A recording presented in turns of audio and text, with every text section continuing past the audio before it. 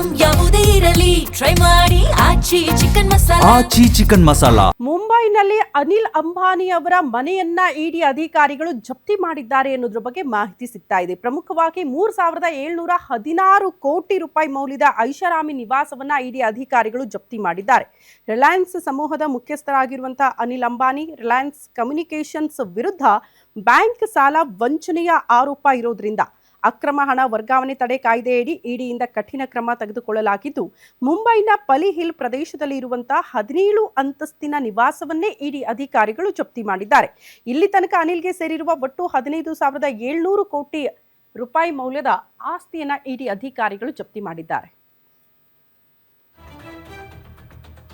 ನಿಮ್ಮೂರಿನಿಂದ ವಿಶ್ವ ಮಟ್ಟದವರೆಗೆ ರಾಜಕೀಯ, cinema, sports ಯಾವ ಸುದ್ದಿಯೂ ಮಿಸ್ ಆಗಲ್ಲ. ಬರೀ ಸುದ್ದಿಯಷ್ಟೇ ಅಲ್ಲ, ಜೊತೆಯಲ್ಲೇ ಇರುತ್ತೆ ವಿಶ್ಲೇಷಣೆ.